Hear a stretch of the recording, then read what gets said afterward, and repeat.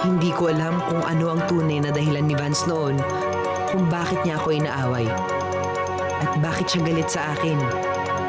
Pero alam ko, may mabigat siyang dinadala.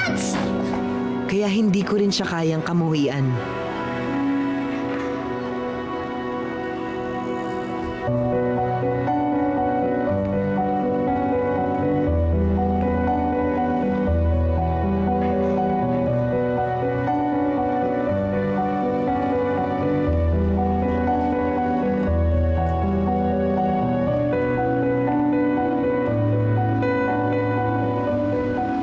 Classroom natin.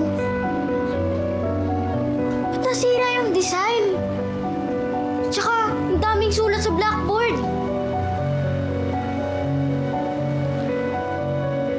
Sinong gumawa nito?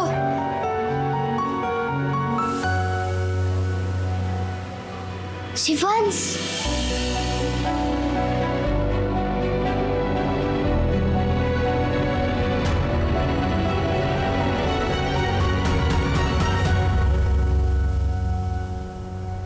Si Vance lang po ang nakita ko nasa labas ng classroom. Tapos, yun po, sira ni design namin. Talaga ba yan? Ay, ibig ko sabihin, sigurado ka. Nakita mo siya. Opo, Lolo Mars, promise po. Dapat nating gawin ngayon ay kailangan kausapin mo ang mga teachers mo at ikwento mo. Basta ang importante, yung totoo at talagang nasaksihan mo. Walang kulang, walang sobra. Pero, baka po kasi asarin nila ako na sumbongero at sip-sip sa mga teachers. Ay naku. Ay naku ninyo. Pabayaan mo na sila. Magsalita sila na magsalita. Dami, kung ano man ang mga masasakit na tumama sa'yo. Basta nasa panig ka ng katotohanan. Yun ang importante. Okay? Yan. Halika dito.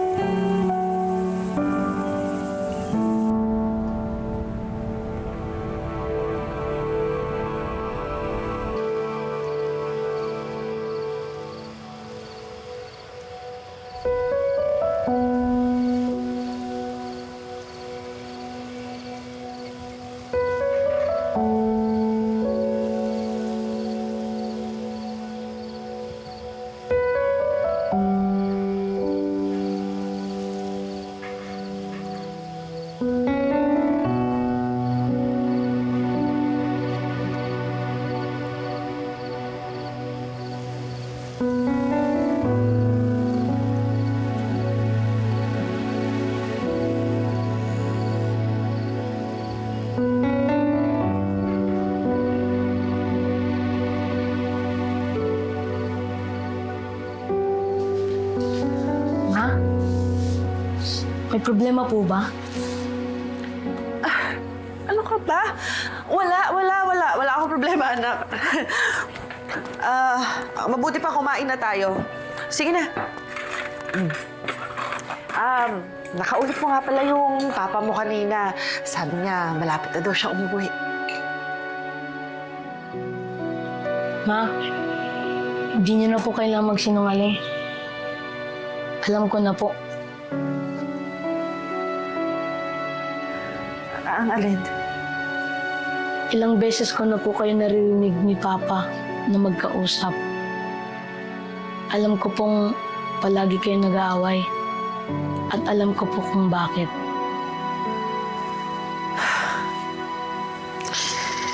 Anak, pasensya ka na. Hindi ko naman sinasadya na madinig mo yun. Pero ganun talaga minsan sa magkarelasyon eh. Hindi may iwasan magkaproblema. Magkaibigan man, magjowa o mag-asawa. Ayaw ko lang naman po kasi kayo makitang malungkot. Anak, huwag mo alalahanin yun. Huwag mo akong alalahanin. Yung pag-aaral mo yung atupagin mo, ha? Gusto ko lang naman po makita si Papa ulit. Di bale, kakausapin ko ulit ang papa mo. Huwag kang mag-alala. Maayos namin to.